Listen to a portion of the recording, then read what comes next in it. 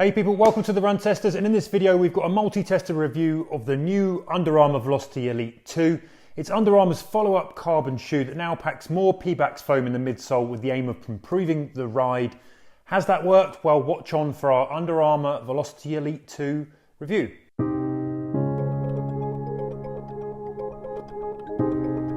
So let's start with some quick details then, and while Under Armour lists the drop at 8mm on the website, they confirmed to us that the stack height comes in at 39.5mm in the heel, 37.5mm in the forefoot for a 2mm drop. It weighs in at 9.1 ounces or 258 grams in my UK men's 8.5 test shoe. On price, it comes in a touch more expensive in the UK than the last gen at £225, but it stays the same at $250 in the US.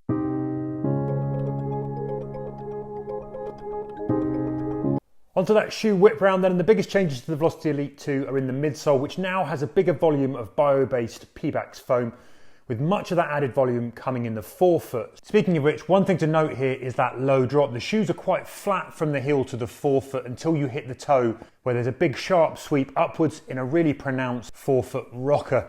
The midsole remains dual density with a top layer of bouncier, more resilient PEBAX, along with a layer of firmer, more durable EVA Under Armour flow towards the bottom. That durable flow also acts as a rubberless, weight-saving no-sole outsole. Now inside there's a full-length carbon fibre plate that's been updated too. It's now with a scoop shape to encourage faster foot turnover. There's a cutout in the midsole too to save weight.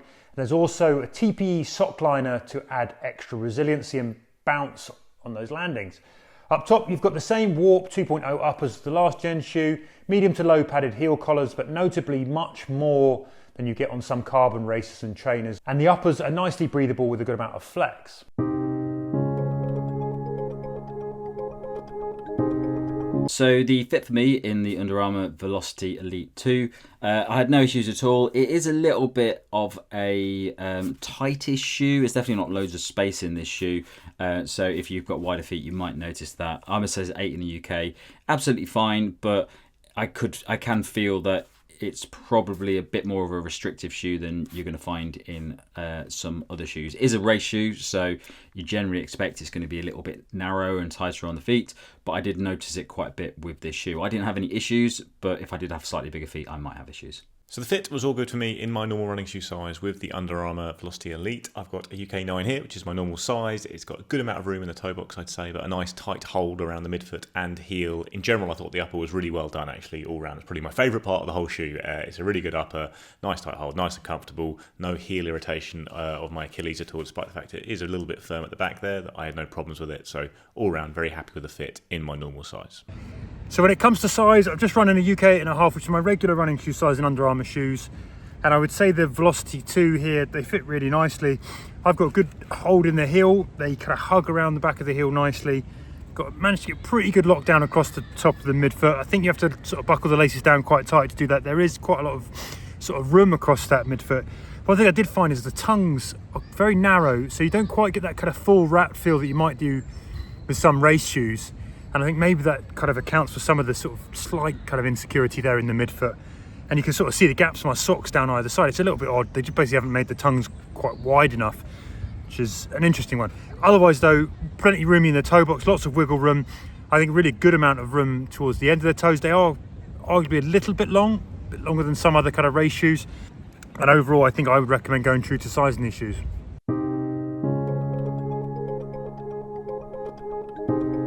So I've done 55 kilometres in the Under Armour Velociti Elite 2. I've done a couple of interval sessions in it, a hard 3K and a park run all out, and then an easy to steady progression run to try a different mix of paces. All round, it's quite different to lots of carbon shoes out there, I would say. It's definitely got a firmer feel, a less bouncy and springy feel all round, and it feels like a very low drop shoe. I know the drop is listed at 8mm, but it doesn't feel like that at all. I've seen some reviews where it's listed at 2mm, and that feels much more to be the case. It's really a shoe I think that would favour forefoot striking all round, and like I say, it feels quite different to lots of carbon shoes on the market. You haven't got that big bouncy feeling underfoot. It doesn't feel as propulsive, but it is pretty fast still, despite the fact it is quite heavy, and that is I think a big problem with the shoe. It is heavier than most carbon shoes, and just seeing that is never a very good start for a racing shoe, I'd say. You want to kind of combat that weight with a very bouncy feeling, and you don't really get that from the shoe, so it is quite different to what else is out there. One big difference I think I had from the Velociti Elite 1 was that was a very versatile shoe, quite a comfortable shoe to use for lots of different types of running. I don't get that at all with this shoe. I think it's partly because it feels like a much lower drop, but it feels a lot more aggressive, which is good for a racing shoe. It's not as versatile, but I think, if you're paying this much money for a carbon racer, you want that aggressive feeling. You want it to feel like a shoe you should be using for fast running. I definitely get that feeling with the Velociti Elite 2, which I didn't get so much from the Velociti Elite 1, which felt much more like a trainer racer all round. But that does mean it's not very good for easy paces, so if you're hoping to get a bit of versatility out of what is quite a durable design for a super shoe, I don't think you get that so much here. I only really liked it for fast running. Particularly enjoyed it for interval sessions, I'd say. So I did 400 meter reps in it, a 10x4 session at the track, and I also did a 24 times 60 seconds on, 30 seconds off session in it, and enjoyed it for that. That's much more the kind of running I think that suits this shoe. It's a good interval shoe because when you're up on your toes and running hard, I think you get the best out of the shoe in terms of hitting the deeper wedge of the bouncier foam at the front there, and it just felt better for me as someone who's normally a heel striker, but in those kind of short reps I'll move a bit more midfoot forefoot. It felt a bit better all round, and that's kind of what I've based my feeling about the shoe on, that it's better for forefoot strikers for sure. That because when I was back on my heels, the low drop really comes into play and it doesn't feel very natural and smooth to run fast in the shoe. So that came into play when I was looking at more sustained efforts. And I think this is not just to do with heel striking versus forefoot striking. I just don't think it's a great super shoe for sustained effort. So even over 3K or 5K, it just feels a shoe that gets a bit sluggish when you're coming towards the end of that kind of distance. You've gone all out, you're pushing hard. It doesn't feel like a shoe that really helps carry you through those last few minutes or kilometers of a run like that, because it is a bit heavy. It's not so bouncy. It doesn't turn over very easily. It feels harder to engage the plate and get a lot back from the shoe than it does with other super shoes that are just sprightlier, lighter. The foam's a bit softer, so you sink in a bit more easily and get the plate bounce back. This just feels a bit firm, and I think unless you're running hard, like in an interval, it doesn't really feel like you're getting a lot of bounce back from it, in my experience anyway. Also feels a little bit bottom heavy with the foam you have here. I don't know why Under Armour haven't just gone for a full PEBAX midsole. It feels like an inevitable development with this shoe that a future model will just have the best foam they have as its entire midsole. You can definitely feel the weight and gets a slightly slappier feeling from this foam at the bottom, and it changes the feel of the shoe because it adds extra firmness, adds that slightly bottom heavy feel, and just means overall the shoe is quite heavy, and that just doesn't stand it in good stead against other racers. Actually, during the time I was testing the shoe, I did a 10K in the original Nike Vaporfly 4%, just for out of interest really to see how that shoe felt compared to modern racers. And honestly, I'd rather be racing in that shoe over any distance than the Under Armour shoe. And this has come out 8 years later. Under Armour has had the time to develop a shoe to try and combat this super shoe revolution, and it's come out with something that I don't think is as good a racer as the original Vaporfly 4%. It's a different shoe though, so there is some chance this will appeal to people who just aren't served by other kinds of super shoes, but even then you're still not getting a very propulsive, bouncy feeling, and you're getting a heavy shoe, so that's not really helpful, I think, if you're looking to make a fast racing shoe, to make it heavier than the first edition and just heavier than the other shoes on the market in general. The only other shoes that really come close in weight are things like the Hoka Cielo X1 or the Adidas Prime X Original, and they're heavy because they've got loads of foam and it's really bouncy, and they're making use of that weight. I just don't feel that's the case here. You're getting the weight but not the bounce, not the explosive feeling, so it's like the worst of both worlds basically. So yeah, all round, say my run test, you got a different feel here to other super shoes. That will appeal to some people, but I don't think the performance is quite there. I think the upper's very good and the outsole's been fine for me. The parkrun I ran was all on grass actually in this shoe, and it was fine, but I just don't think in general you're getting a real super shoe feeling. So I've done a few runs in this shoe so far. A couple of them have been fairly easy-ish runs for me, so they're looking at 5 minutes per kilometre, and now I've done a faster run running at about 4:30 minutes kilometre. And what I found is that as carbon plate shoes go, it's definitely not one of my favourites. I think thinking about the shoe is it feels quite nimble. It feels quite poppy. The plate definitely feels like it's doing something. You feel like you're sort of springing with this shoe, but it doesn't feel particularly bouncy, which is something that I really like in my carbon plate shoes. It definitely doesn't feel like shoes like the Vaporfly or the Alphafly to me. They have a nice combination of a plate with a really propulsive, bouncy midsole foam. This feels like the foam isn't really doing a lot. You're getting a bit from that plate, but the foam is a little bit firm and not really giving a lot back, especially for somebody like me who really likes soft, bouncy foams. When you pick up the pace in it, if you're doing intervals, if you're doing shorter reps in this shoe, it seems to be where this shoe works best. It does feel very nimble. It does feel like you're sort of springing forward quite nicely, but I don't think it's a very comfortable shoe. I think the way that the midsole is designed and the feel of the foot as you land isn't very comfortable. It feels a little bit strange on the feet sometimes. I'll land on it in certain areas of the shoe and think it just doesn't feel quite right, and as a result feels a little bit unstable, mainly around the forefoot section here, underneath the ball of my foot. It just feels like it's a little bit wobbly around that area, and it can feel a bit different depending on how you land in it, and I don't really like that. I like to feel a nice soft landing and a bounce off, which I don't get from this shoe. It feels a little bit of a funny landing. I think as for short distances, 5k, 10k, things like that, if you're doing intervals, speed sessions, I think it does feel very good. You don't really need to worry too much about that landing of those because of the way that you're running. If you're going out for a longer run in this shoe, I think you really start to see the problems with the way that it's designed for definitely the way I run and my foot shape. It just doesn't feel particularly comfortable, and it doesn't feel conducive to just maintaining a nice consistent running style. It just feels a bit awkward. I do think it's an improvement on the previous version. That shoe I would say very similar things about. I would say it was designed for short distances. I would say that it was designed for just fast, nimble reps. I do think this is a bit more comfortable. I do think there's a little bit more to this foam now, and it definitely feels like a shoe that I'm more likely to wear over that previous version. But it's not one that I definitely would want to wear over a lot of my other shoes. Aside from those sort of changes, I'm not a big fan of the outsole on the shoe. I think it would benefit from having a bit more grip on it. I didn't have a major issue with the grip, but I can feel it sometimes when I land that I would like a little bit more grip, especially if I'm on a bit of an uneven surface in the rain.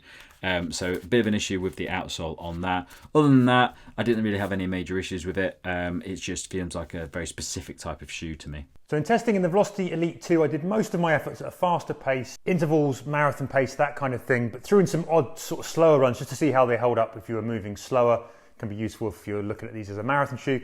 First up, I think Under Armour has improved the Velociti Elite 2. I quite enjoyed the less aggressive ride of the original as a trainer more than a racer, and this shoe has a bit more oomph. It's one of those shoes where if I was stuck on a desert island with only this shoe to run in, I'd probably be perfectly happy with the overall performance. And there's enough to like here. There's a good fit, great stepping comfort, airy and breathable uppers, and a midsole that offers up some energy, but certainly lands on the firmer, stiffer side of things, I believe. It's an interesting shoe in as much as it feels quite different to a lot of the other carbon racers, but more on that a little bit later. It's notably heavier than a lot of speed-focused shoes. In fact, only the Adidas Prime X2 Strung comes in heavier than this shoe. Now, I don't mind having a bit more kind of a traditional, sort of more padded heel collars and trading a bit of reliable comfort for weight.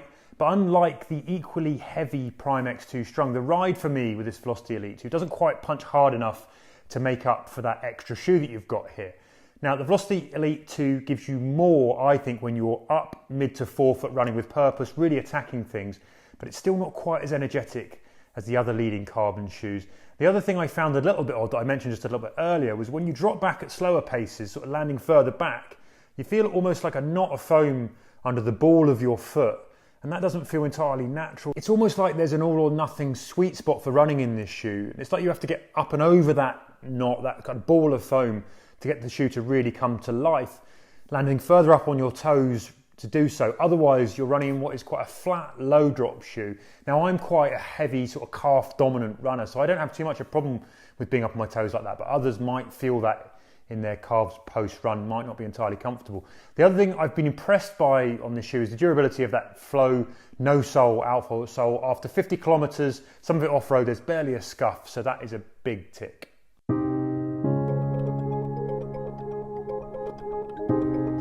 Verdict then, I think this is a step on from the original Velociti Elite for sure, and it might be Under Armour's best shoe to date, but it's still not quite up there with the best carbon racers on that kind of thrusting energy level. I'd put it behind shoes like the Asics Metaspeed Sky Paris, the Adidas Adios Pro 3 and the Nike Alpha Fly for all-out race punch. Even if it's not the liveliest though, there are positives to this shoe. There's definitely more energy from the two foam midsole versus the old Velociti, and a real stiffness to the carbon plate that I think works really well with that big sweeping toe to create a fun and lively ride when you're up on your toe that responds more the faster you go and the further up on your toes that you kind of punch with this shoe. That said, it's a bit heavy on the Prime X2 Strung side, but without the wild energy of that shoe.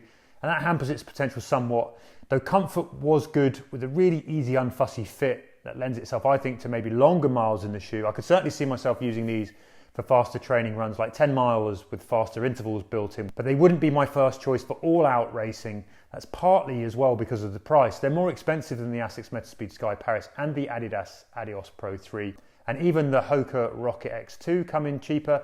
I don't think I'd choose them above those shoes. Now, if Under Armour had set these in under or close to the £200 mark, I think it would make them certainly more compelling, particularly up against some of the super trainers that are now landing at around that price point. But overall, while I enjoyed my miles in testing, the Velociti Elite 2 gets a good but not great from me. So my verdict on the Velociti Elite 2, I think it is an improvement on the previous version. I think Under Armour is learning and making changes. Unfortunately, I think it's still a little bit behind the changes that a lot of other people are making. So even though it is better than the previous version, I still think it's a long way off a lot of the big players that are out there at the moment. Things like the Sky Paris, obviously things like the Alpha Fly 3. It just feels like those shoes have a lot more to them. They've got a very nice combination of plates, of midsole foam that just really delivers a fantastic, efficient way of running, especially over longer distances.